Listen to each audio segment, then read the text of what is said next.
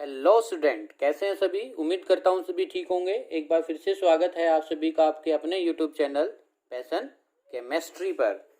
आज हम डिस्कस करने वाले हैं 12th क्लास का एक नया टॉपिक जिसका नाम है पी ब्लॉक एलिमेंट। क्या नाम है? P block element. एक कह सकते हैं आप, हम एक नई यूनिट स्टार्ट करने जा रहे हैं आज, जो कि काफ़ी इम्पोर्टेंट है आपके एग्ज़ाम पॉइंट ऑफ व्यू से और कॉम्पिटिटिव एग्ज़ाम के लिए भी बहुत ही ज़्यादा इम्पोर्टेंट है। ठीक है, तो चलिए स्टार्ट करते हैं आज का हम अपना वीडियो। और इसमें जर्नल आपको आज हम बनाने वाले हैं, क्या क्या डिस्कस करेंगे, कौन कौन सी फैमिली होगी और क्या आपने पहले डिस्कस कर रखा है 11th क्लास में। ठीक है, तो चलिए स्टार्ट करते हैं आज का हमारा वीडियो। और स्टार्ट करने से पहले सभी बच्चे अपने पास अपना पेन और नोटबुक रखें, अपने नोट्स को साथ साथ प्रिपेयर करें। ठीक है, तो चलिए स्टार्ट करते हैं पी ब्लॉक एलिमेंट। तो सबसे पहली बात ये आती है कि पी ब्लॉक एलिमेंट क्या होते हैं। पी ब्लॉक एलिमेंट क्या होते हैं, आपने 11th क्लास में सीखा होगा। पी ब्लॉक एलिमेंट क्या होते हैं? पी ब्लॉक एलिमेंट वो एलिमेंट्स होते हैं जिसमें लास्ट इलेक्ट्रॉन्स पी सब सेल में फिल हो। किस में फिल हो? पी सब सेल में। तो those element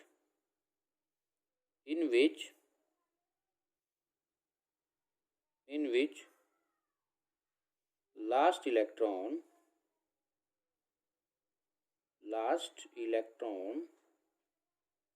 are filled into the p subcell, for example, जैसे हमारे पास है नाइट्रोजन। एटॉमिक नंबर कितना है बोलिए? 7। इलेक्ट्रॉनिक कॉन्फ़िगरेशन आप पढ़ चुके पीछे। इलेक्ट्रॉनिक कॉन्फ़िगरेशंस कैसे लिखते हैं?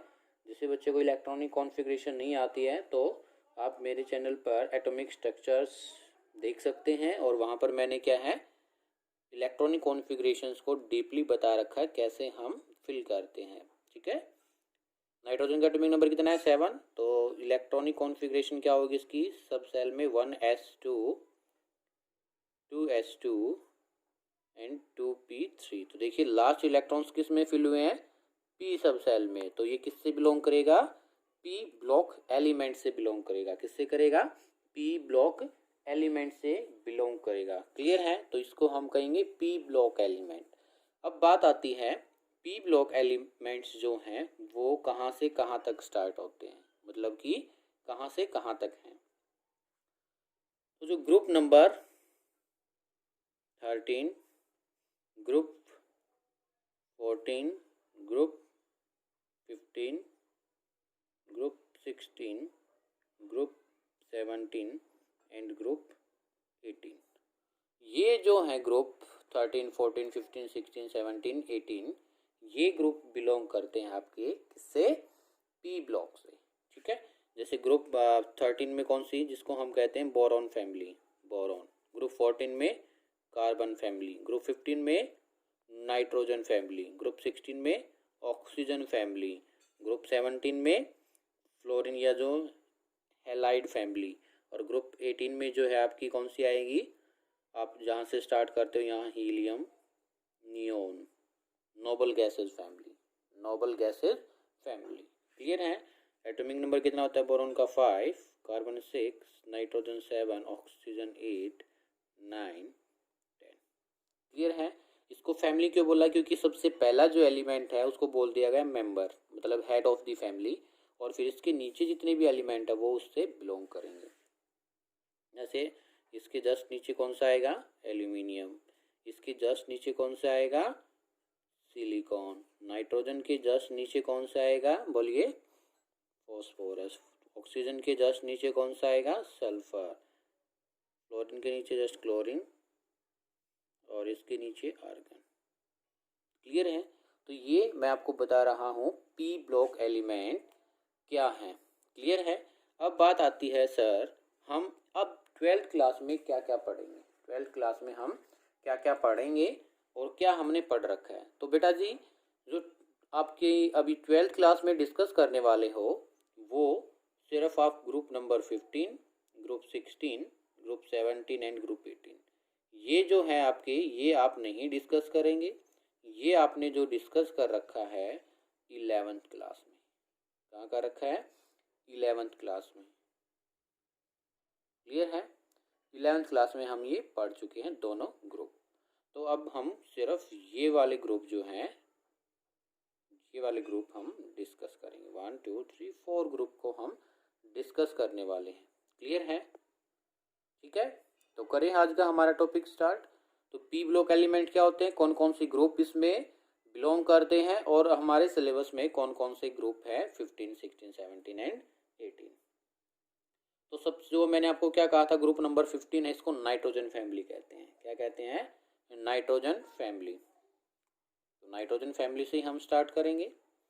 नाइट्रोजन फैमिली, नाइट्रोजन फैमिली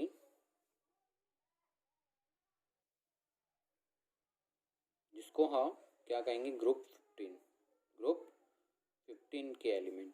और एक इसका कॉमन नाम है, काफ़ी बार आपके एग्जाम में पूछ लिया जाता है, कंपटीशन में ज़्यादा पूछा जाता है ये। ठीक है, जिसका एक अलग से नाम है, उसको हम कहेंगे पेनिकोटोजन। पेनिकोटोजन, पेनिक्टोजन। पेनिक्टोजन क्या कहेंगे हम इसको? पेनिक्टोजन। क्लियर है? ग्रुप नंबर जो 15 है, इसको हम, जो ग्रीक वर्ड है ये पेनिक्टोजन, ठीक है, इसको हम नाइट्रोजन फैमिली को पिनोक्टोजन कहेंगे। फिर बात आती है कि जो नाइट्रोजन फैमिली है, इसमें एलिमेंट कौन कौन से हैं? एलिमेंट कौन कौन से हैं? तो जो नाइट्रोजन फैमिली है, इसमें सबसे पहला ही एलिमेंट जो होगा वो नाइट्रोजन है। कौन है? नाइट्रोजन।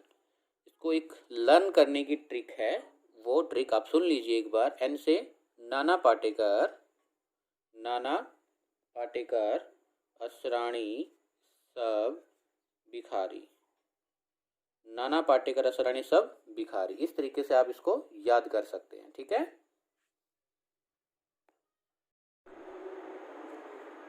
सब, भिखारी। ठीक है, नाना पाटेकर, असराणी, सब, भिखारी। इस तरीके से आप इसको क्या है, याद कर सकते हैं।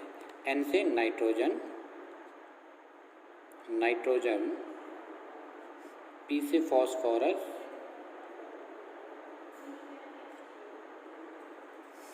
एस से आर्सेनिक, आर्सेनिक। एसबी से एंटीमनी, एंटीमनी। बीआई से बिस्मिथ,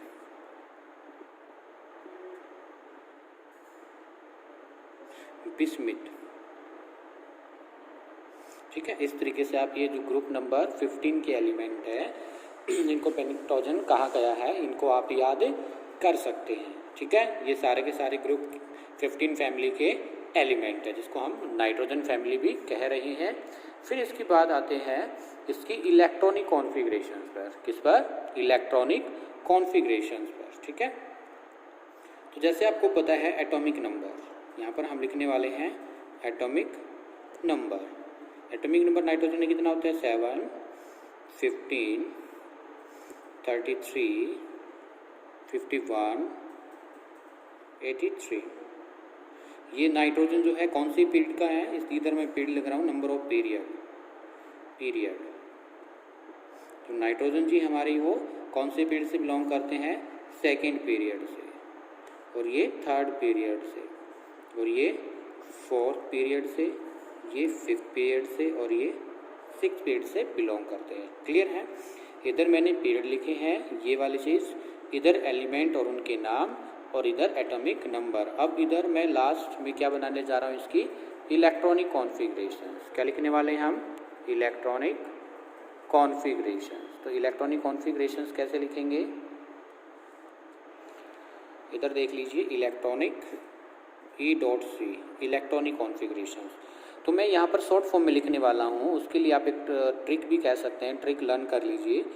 जो मैंने पीरियड यहाँ पर मेंशन किया है, ये वाला, उसी सब सेल में इलेक्ट्रॉन्स की फिलिंग करेंगे, उसी सब सेल में हम क्या करेंगे, इलेक्ट्रॉन की फिलिंग करेंगे। एक को मैं एक्सप्लेन कर दे रहा हूँ, बाकी की मैं सिर्फ आउटर मोस्ट सब सेल में इलेक्ट्रॉन्स को फिल दिखाऊंगा। बाकी एलिमेंट के लिए क्या दिखाने वाले हैं हम, आउटर मोस्ट सब सेल में इलेक्ट्रॉन्स दिखाने वाले हैं। और अभी देखना, ये जो इलेक्ट्रॉनिक कॉन्फ़िगरेशंस मैं लिख रहा हूँ, इसी के बेस पर आगे आपकी जो फिजिकल प्रॉपर्टीज़ हैं या कुछ केमिकल प्रॉपर्टीज़ हैं वो एक्सप्लेन करेंगे। क्लियर है?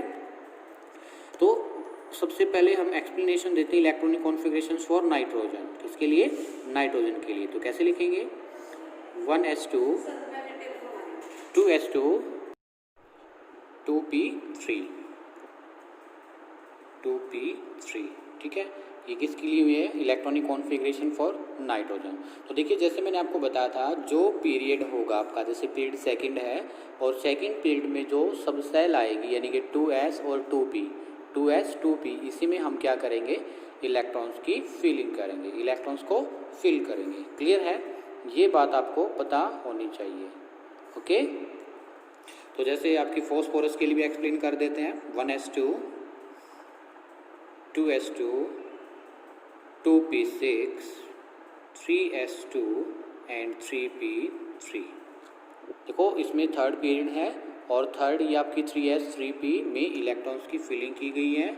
और इसके बाद आता है आपका 3d, जिसमें 0 इलेक्ट्रॉन्स होता है। कितने इलेक्ट्रॉन्स होते हैं? 0 इलेक्ट्रॉन्स प्रेजेंट होते हैं। क्लियर है? तो इस तरीके से आप क्या है, किसी भी एलिमेंट के लिए इलेक्ट्रॉनिक कॉन्फ़िगरेशंस लर्न कर सकते हैं। और इसको लर्न करने के लिए आपको एक ट्रिक भी बता रहे हैं। एटॉमिक नंबर अगर आपको याद ना रहे तो इसके लिए भी एक ट्रिक है।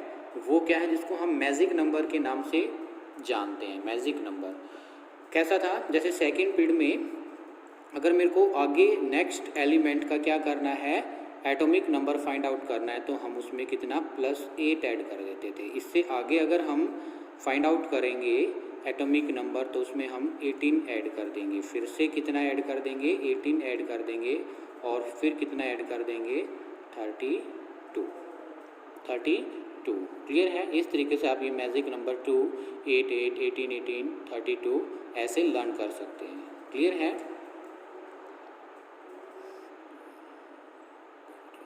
ओके, तो जैसे आप अगर 7 से नेक्स्ट करना है तो +8 और 15 से आगे यानी कि थर्ड से फोर्थ वाले पीरियड का आपको एटॉमिक नंबर फाइंड आउट करना है तो 18, फोर्थ से फिफ्थ का करना है फिर से 18, फिफ्थ से सिक्स का करना है 32 और 6 से 7th का करना है फिर से 32 का ऐड कर देंगे। तो हम मैजिक नंबर की हेल्प से एटॉमिक नंबर फाइंड आउट कर सकते हैं। क्लियर है? किसी के लिए भी कर सकते हो आप। तो ये क्या बात हुई हमारी, कौन सी पीरियड से बिलोंग करता है, आपसे काफ़ी बार ये पूछा जाता है। बताइए एंटीमनी किस पीरियड से बिलोंग करेगा, आपसे ये पूछा जा सकता है। What is the atomic number of antimony, ये पूछा जा सकता है। Okay, what is the outer most electronic configuration for antimony, ऐसे पूछे जा सकते हैं। तो चलो फास्फोरस के बाद हम आर्सेनिक की करते हैं। तो जो लास्ट इलेक्ट्रॉन फिल होगा वो किस में होगा, यहाँ तक तो सेम रहेगा 3d में और 10 इलेक्ट्रॉन आ जाएंगे। फिर उसके बाद आएगा 4s2 4p3 फिफ्थ वाले में यानी कि एंटीमनी आर्सेनिक। फिर एंटीमनी के लिए हम कैसे लिखेंगे, 5s2 5p3। फिर ऐसे ही हम बिस्मिथ के लिए करेंगे। बिस्मिथ के लिए कैसे करेंगे, 6s2 6p3। और हमें सिर्फ अगर इन इलेक्ट्रॉनिक्स कॉन्फ़िगरेशंस के बारे में पता है जो मैंने अंडरलाइन किया है, तो आप कोई भी केमिकल प्रॉपर्टीज़ या रिएक्शंस कितने बॉन्ड बनाएगा, कैसे बनाएगा, सब एक्सप्लेन कर सकते हैं। क्लियर है? तो ये हुआ journal introduction about nitrogen family. ठीक है, अब हम क्या करेंगे, फिजिकल प्रॉपर्टीज़। क्या करने वाले हैं अब, फिजिकल प्रॉपर्टीज़। फिजिकल प्रॉपर्टीज़ में आप सबसे पहला जो एग्जाम्पल है वो है एटॉमिक रेडियाई। किसका है, एटॉमिक रेडियाई आपकी कैसे वेरी करेगी। एटॉमिक रेडियाई तब हम एक ग्रुप में चलेंगे तो कैसे वेरी करेगा, आपको वो पता होना चाहिए। Change in atomic radii. ठीक है, फिजिकल प्रॉपर्टी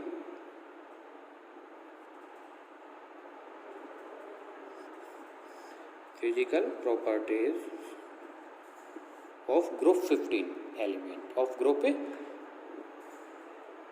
15 एलिमेंट। 15 जो एलिमेंट है इनकी फिजिकल प्रॉपर्टीज कैसे वेरी करेगी। तो सबसे पहला जो प्रॉपर्टीज एक्सप्लेन है वो है एटॉमिक रेडियाई।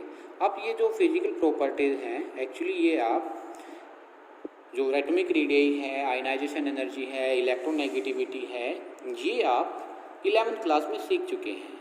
अगर आपको अच्छे से नहीं आ रहा है जो वीडियो देख रहा है तो आप 11th क्लास में 3rd यूनिट जो मैंने करा रखी है मेरे चैनल पर अवेलेबल है, classifications of element and periodicity या periodic properties of the element unit, जो आपकी 3rd यूनिट है उसमें आप जाकर के देख सकते हैं एटॉमिक रेडियाई कैसे वेरी करता है, एक ग्रुप में कैसे करता है, पीरियड में कैसे करता है, ये सब बातें। ठीक है, तो चलिए फिर भी एक बार मैं यहाँ पर फिर से इंट्रोडक्शन दे दूँगा, बता दूँगा एक्सप्लेनेशन सभी के बारे में।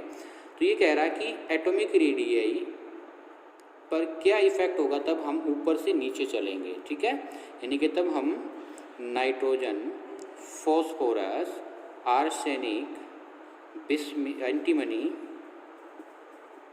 एंटीमनी एंड बिस्मिथ Bi, तब हम नाइट्रोजन से बिस्मिथ की तरफ चले तो आपकी जो एटॉमिक रेडियाई है वो कैसे वेरी करता है। तो सबसे पहली बात तो आपको ये पता होना चाहिए कि एटॉमिक रेडियाई क्या होती है। तो एटॉमिक रेडियाई क्या होगी बेटा जी, जैसे ये आपके पास न्यूक्लियस है और इसके पास ये क्या है, न्यूक्लियस के बाहर ये सेल हैं, ये के सेल, फिर एल सेल, फिर एम सेल, क्लियर है, और ऐसे ऐसे फिर आपकी एन सेल भी आएगी। It's depend upon the element कि कौन कौन सी सेल होंगी। क्लियर है, इतना बोलिए। तो ये डिफरेंट सेल है, तो एज्यूम कीजिए कोई भी एलिमेंट है और उसके पास ये कौन सी सेल है, के एल एम और ये एन। तो जो न्यूक्लियस है, न्यूक्लियस से आउटर मोस्ट जो सेल है, न्यूक्लियस से जो आउटर मोस्ट सेल है उसके बीच की जो डिस्टेंस है, उसके बीच की क्या है जो डिस्टेंस है, उसको हम एटॉमिक रेडियाई का नाम देते हैं।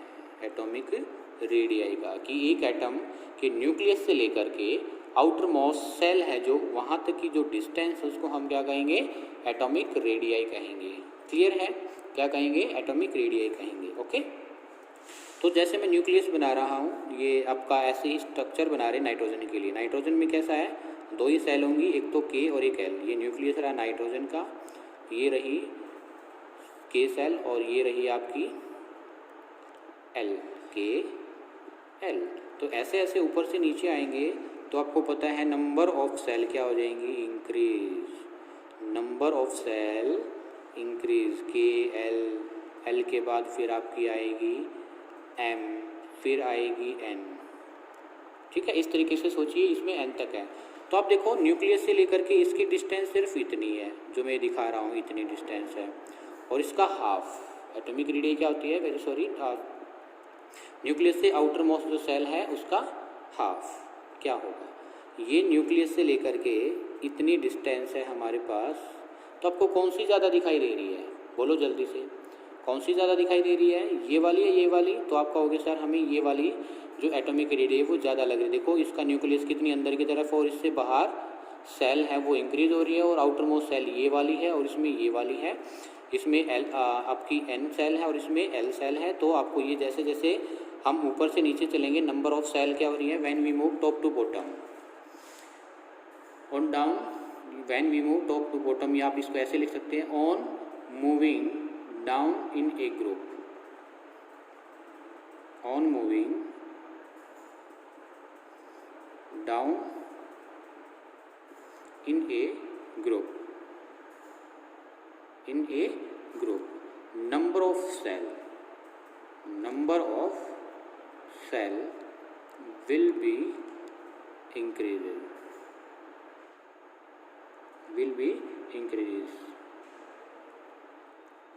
So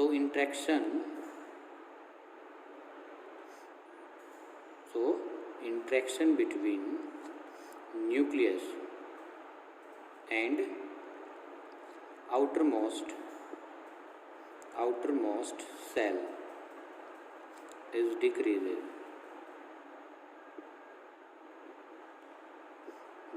हो जाएगा due to screening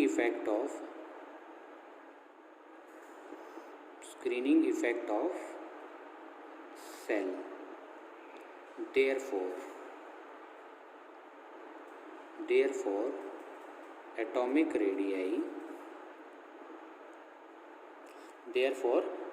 radii will be increases. Atomic radii will be increases. Clear है? तो ये इसका आपका एग्जाम्पल रहा। और तब हम ऊपर से नीचे चलते हैं तो हमारी एटॉमिक रेडियस इंक्रीज होती है, उसका रीज़न ये रहा। और एटॉमिक रेडियस इंक्रीज होगी तो इसी वजह से जो आपका साइज है वो भी इंक्रीज होगा। तो अगर आपसे क्वेश्चन आ जाए nitrogen, phosphorus, arsenic, antimony, bismuth में सबसे ज़्यादा साइज किसका है, तो आप बता सकते हैं कि सबसे ज़्यादा साइज किसका होगा। नाइट्रोजन से ज़्यादा फॉस्फोरस, से ज़्यादा आर्सेनिक, आर्सेनिक से ज़्यादा किसका होगा, बोलो, बिस्मथ, फिर Sb, एंटीमनी। ऐसा क्यों? क्योंकि यहाँ पर आकर के आपका लैंथेनॉइड और एक्टेनॉइड कॉन्ट्रैक्शन आ जाता है। लैंथेनॉइड और एक्टेनॉइड कॉन्ट्रैक्शन की वजह से जो बिस्मथ है ये अपना साइज छोटा कर लेता है as comparison to Sb। Important point है ये आपके लिए। ओके, लिख लीजिए जल्दी से एक बार इस पॉइंट को। समझ में आया? उम्मीद करता हूँ अच्छे से समझ में आया होगा। चलिए, आयनाइजेशन एनर्जी। सेकंड क्या है? Ionization energy. आयनाइजेशन एनर्जी बताइए, आयनाइजेशन एनर्जी क्या होती है? कमेंट बॉक्स सेक्शन में जल्दी से बताइए। Nitrogen, phosphorus, arsenic, antimony, bismuth. तब हम ऊपर से नीचे चलते हैं तो आयनाइजेशन एनर्जी इंक्रीज होती है या डिक्रीज होती है? जल्दी क्विक, ठीक है, क्विकली रिप्लाई कीजिए। तो अमाउंट ऑफ एनर्जी सबसे पहले हम बता देते हैं आयनाइजेशन क्या होती है। ये आपकी एनर्जी रिक्वायर्ड होती है किसी भी एलिमेंट से इलेक्ट्रॉन्स निकालने के लिए। तो it is the amount of energy which is required, amount of energy which is required to lose the electron या remove the electron from the outermost cell या सब सेल। आउटरमोस्ट जो सब सेल है उसमें से इलेक्ट्रॉन लॉस करने के लिए या रिमूव करने के लिए जो अमाउंट ऑफ एनर्जी होती है उसको हम आयनाइजेशन एनर्जी बोलते हैं। क्लियर है? तो इसमें देखना हम क्या लिखने वाले हैं। एक बात बताना, जैसे ये न्यूक्लियस है बेटा नाइट्रोजन का, और ये इसमें मैंने बना दी नाइट्रोजन वाली सेल, और लास्ट वाली सेल में कितने इलेक्ट्रॉन्स थे बोलो? ये इस तरीके से 3 इलेक्ट्रॉन्स या 4, 5, 1 2 3 4 5 ऐसे ही थे ना electronic configuration. Nitrogen 7, 1s2, 2s2, 2p3। तो ये कौन सी सेल है आपके पास? L। और ये कौन सी सेल है? K।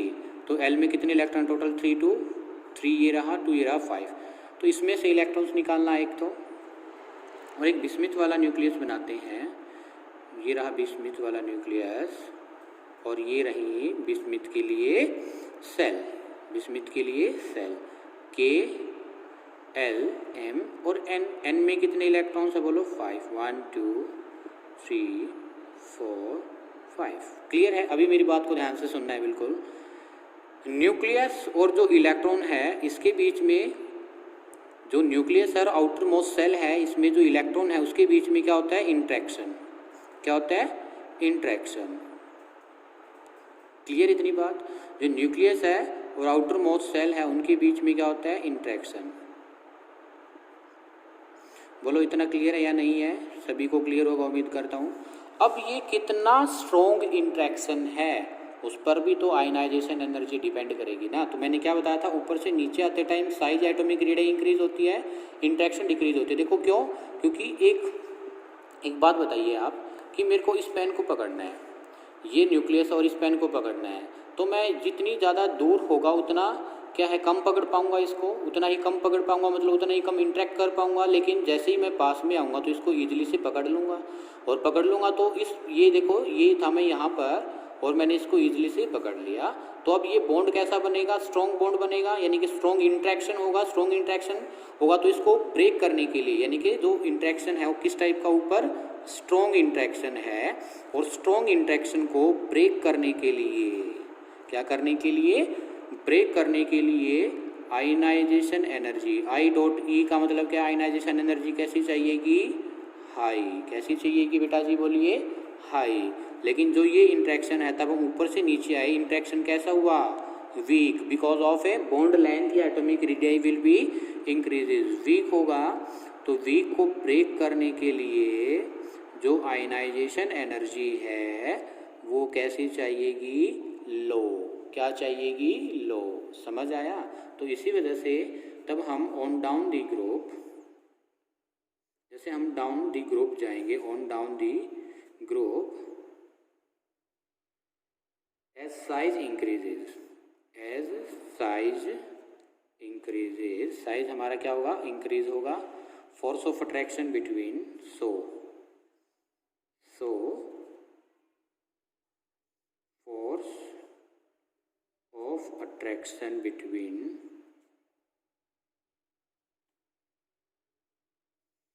nucleus and outermost electron, nucleus and outermost electron decreases, will be decreases, decrease हो जाएगा। तो आपकी जो आयनाइजेशन एंथैल्पी है, देयरफॉर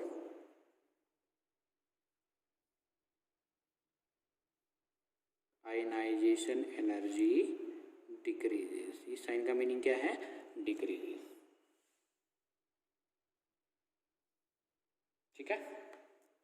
फिर इसके बाद है electronegativity, electron negativity. Electron negativity पर क्या इफेक्ट होगा, इलेक्ट्रॉन नेगेटिविटी पर क्या मतलब इफेक्ट होगा। तो इलेक्ट्रॉन नेगेटिविटी भी जैसे जैसे आपका साइज इंक्रीज होगा तो इलेक्ट्रॉन नेगेटिविटी डिक्रीज होती है और मेटेलिक करैक्टर इंक्रीज होता है। ठीक है। Nitrogen, phosphorus, arsenic, Sb, bismuth, antimony, bismuth. तो ऊपर से नीचे तक हम मूव किए तो साइज है, जो साइज क्या हुआ, इंक्रीज, और साइज इंक्रीज हुआ तो जो इलेक्ट्रॉन नेगेटिविटी डॉट एन है वो डिक्रीज हुई, because electron negativity is inversely proportional to size. और इलेक्ट्रॉन नेगेटिविटी डिक्रीज होगी तो मेटेलिक कैरेक्टर, मेटेलिक कैरेक्टर वो क्या हो जाएगा, इंक्रीज, क्योंकि मेटेलिक कैरेक्टर है, M dot C character is directly proportional to size. ये थर्ड प्रॉपर्टीज है, ये क्या आपकी थर्ड प्रॉपर्टीज। तो आपको याद रखना है जो नाइट्रोजन, फॉस्फोरस हैं ये कैसे होते हैं, नॉन मेटल। कैसे होते हैं ये, non metal, due to high electronegativity nature. ठीक है। और जो ये है आर्सेनिक और एंटीमनी, ये कैसे हैं, मेटेलॉइड। क्या है ये, मेटेलॉइड, मतलब मेटल्स एंड नॉन मेटल दोनों का काम करेंगे। और ये जो है ये है बिस्मिथ मेटल। काफ़ी बार क्वेश्चन देखने को मिलेगा ये कॉम्पिटिटिव में। तो ऊपर से नीचे आते टाइम मेटेलिक कैरेक्टर इंक्रीज होने का मतलब क्या है कि जो बिस्मिथ है वो ईजिली से क्या कर देगा, ईजिली लॉस ऑफ इलेक्ट्रॉन। तो ऊपर से नीचे आते टाइम अगर लॉस ऑफ इलेक्ट्रॉन होगा तो वो क्या होगा, बोलिए, लॉस ऑफ इलेक्ट्रॉन कौन करते हैं, जिसका ऑक्सीडेशन होता है। तो oxidation nature when you top to bottom is increases. ठीक है, क्लियर है। तो ये आपको याद रखना। और गेन ऑफ इलेक्ट्रॉन यानी कि ये क्या होते हैं, गुड रिड्यूसिंग एजेंट, और ये कुछ क्या होते हैं, गुड ऑक्सीडाइजिंग एजेंट। तो ऊपर से नीचे आते टाइम क्या होगा, ऊपर से नीचे आते टाइम ऑक्सीडेशन होगा, ठीक है। और जिसका ऑक्सीडेशन होता है, तो आप मेरे को बताइए रिड्यूसिंग एजेंट क्या होते हैं, रिड्यूसिंग एजेंट और ऑक्सीडाइजिंग एजेंट, ठीक है। बताइए क्या होता है। जो क्या करेंगे, it's self loss of electron, loss of electrons, जो खुद से इलेक्ट्रॉन्स का लॉस करेंगे दूसरे को देंगे, तो उसको हम क्या करेंगे, कहेंगे रिड्यूसिंग एजेंट। और ऑक्सीडाइजिंग एजेंट क्या होते हैं, बोलो, it's self gain of electron, gain of electrons, मतलब खुद तो लेंगे दूसरे से छीनेंगे, ठीक है। इस तरीके का हम ऑक्सीडाइजिंग, तो ऊपर से नीचे आते टाइम हमारा ऑक्सीडेशन हो रहा है, यानी कि लॉस ऑफ इलेक्ट्रॉन। तो ये खुद से क्या कर रहे हैं, लॉस ऑफ इलेक्ट्रॉन कर रहे हैं, तो रिड्यूसिंग एजेंट करेक्टर हमारा क्या होगा, ऊपर से नीचे हम तब मूव करेंगे increasing. Reducing character, reducing character या reducing agent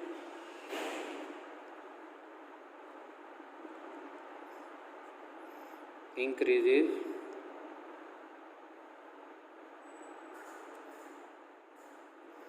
when we move top to bottom, top to bottom. मतलब क्या हुआ, अगर आपसे क्वेश्चन ये करता है, बताइए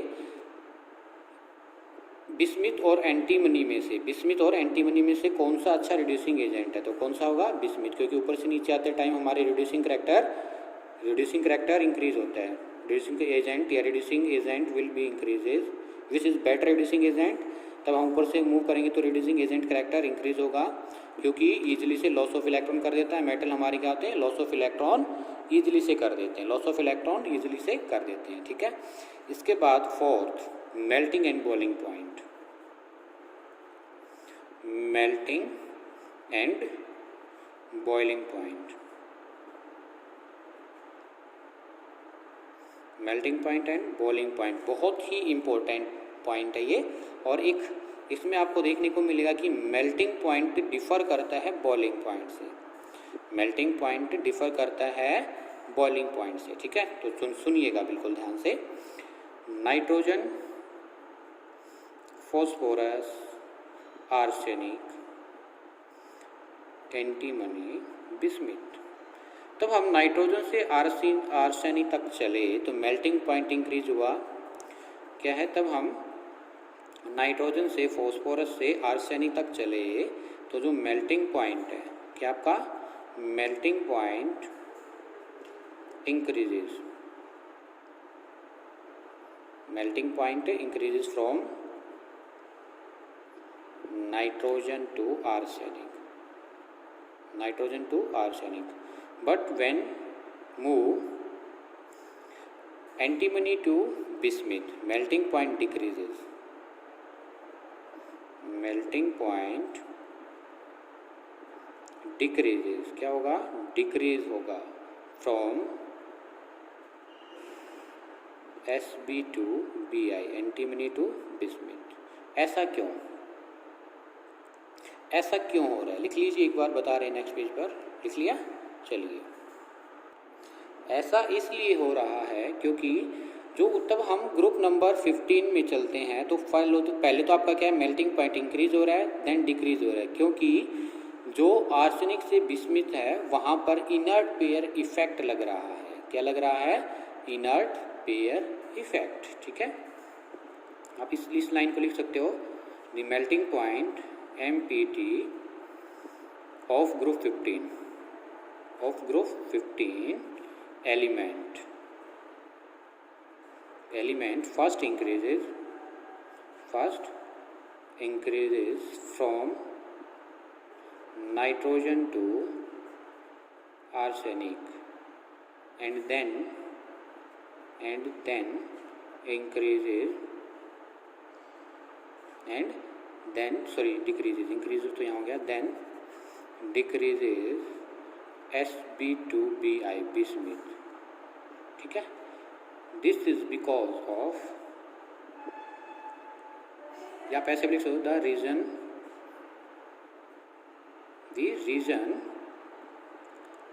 for decreases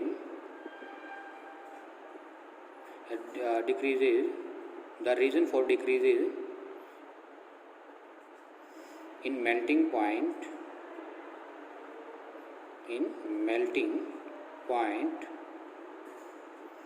of arsenic and bismuth is due to inert pair effect. Inert pair effect क्या होते हैं बेटा जी बोलिए? इनर्ट पेयर इफेक्ट आपका वो इफेक्ट होता है जिसमें इनर क्या जो आपके आउटर इलेक्ट्रॉन्स हैं, जो आउटर मोस्ट सेल वाले इलेक्ट्रॉन्स है वो क्या नहीं कर पाते हैं, काफ़ी बार किसी वजह से आपका बॉन्डिंग में पार्टिसिपेट नहीं कर पाते हैं। किसमें पार्टिसिपेट नहीं कर पाते हैं? बॉन्डिंग में पार्टिसिपेट नहीं कर पाते, उसको हम इनर्ट पेयर इफेक्ट कहते हैं। ठीक है, ये याद रखना आपको। ट्रेंड बहुत ही इंपॉर्टेंट है, कुछ अलग है, लेकिन जो बॉइलिंग पॉइंट है जनरली वो डाउन टू दी ग्रुप क्या होगा? इंक्रीजेज होगा। ठीक है, boiling point increases, boiling point increases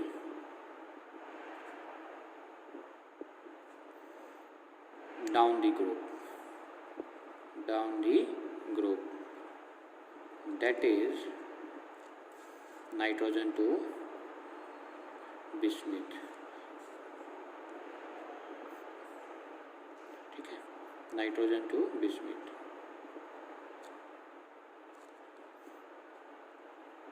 Due to increasing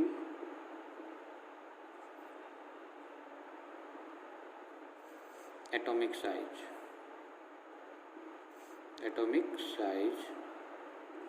if atomic size increases,